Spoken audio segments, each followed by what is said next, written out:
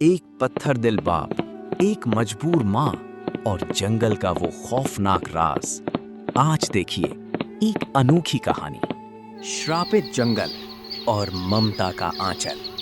सुमित्रा, बस बहुत हुआ। ये तीसरी बेटी है। मुझे इस घर का वारिस चाहिए था जो बुढ़ापे में लाठी बने, और तूने फिर से ये मनहूसियत मेरे गले मढ़ दी। जी, ऐसा अनर्थ मत बोलिए। मुन्नी तो हमारे घर की रौनक है। बेटियां तो साक्षात अन्नपूर्णा होती हैं। उनके आने से तो घर में बरकत आती है। बरकत नहीं, ये मेरे नसीब का पत्थर है। कल सुबह मैं इसे काली घाटी के उस पार घने जंगल में छोड़ आऊंगा। अगर तूने बीच में एक शब्द भी बोला तो मुझसे बुरा कोई नहीं होगा। सुबह का धुंधलका और डरावना कोहरा। किशन कंधे पर भारी कुल्हाड़ी लिए तेज कदमों से चल रहा है। सुमित्रा पीछे पीछे मुन्नी को सीने से चिपकाए बदहवास दौड़ रही है। सुमित्रा, रुक रुक कर क्या चल रही है? धूप सर पर चढ़ गई है। अगर अंधेरा होने से पहले लकड़ियां नहीं कटी तो आज चूल्हा नहीं जलेगा। जल्दी पैर चला। जंगल की पुरानी बावड़ी के पास सन्नाटा है। किशन एक सूखे पेड़ पर कुल्हाड़ी चलाना शुरू करता है। खट खट की आवाज पूरे वीरान जंगल में गूंजती है। जी, मुन्नी बहुत जोर से रो रही है। शायद इसे प्यास लगी है। मैं इसे थोड़ी छांव में लिटा देती हूँ और आपकी लकड़ियाँ बटोरने में मदद करती हूँ। चुपचाप काम कर। ये लकड़ियों का भारी गट्ठर उठा और अभी की अभी घर की तरफ बढ़। मुझे अभी और गहराई में जाना है, कुछ चंदन की लकड़ियां ढूंढने।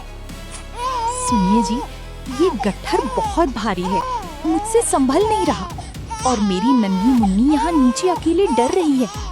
कृपया इसे उठाकर मेरी पीठ पर बांध दीजिए। मैं दोनों को ले जाऊंगी। छी छी, मैं इस मनहूस को छू लूं? कभी नहीं। इस जन्म में तो क्या, अगले 7 जन्मों तक मैं इसे हाथ नहीं लगाऊंगा। इसे यहीं छोड़ दे। कोई जंगली जानवर इसका पेट भर लेगा तो मेरी बला टलेगी। अगर ये लकड़ियां घर नहीं पहुंची तो आज तेरी खैर नहीं। जा यहाँ से और इसे यहीं पत्तों पर छोड़ दे।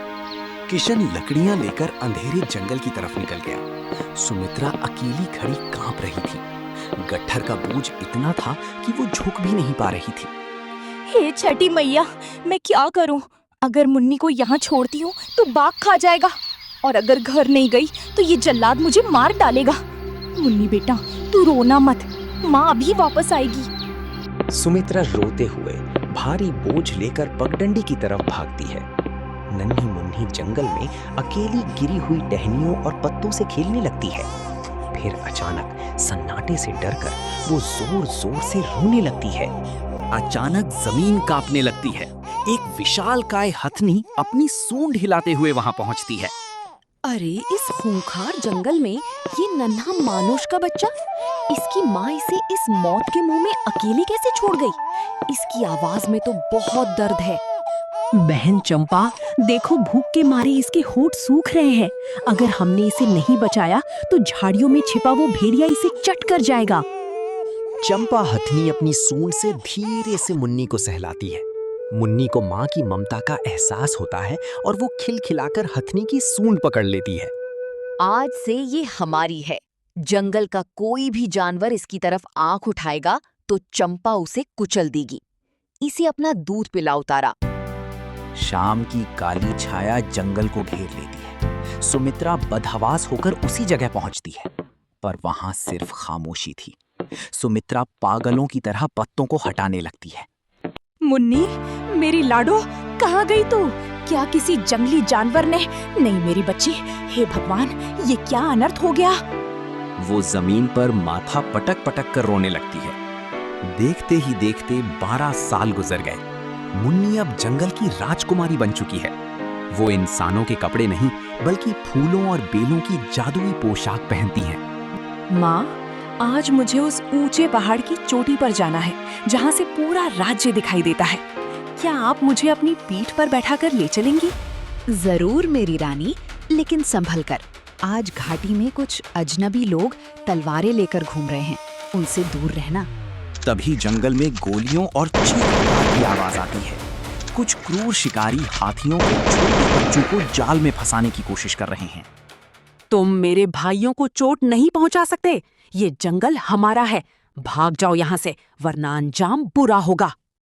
अरे ये जंगल में इंसानी लड़की, इसके पास तो अद्भुत शक्तियां लगती हैं। इसे पकड़ो, इसकी कीमत हाथियों से भी ज्यादा मिलेगी।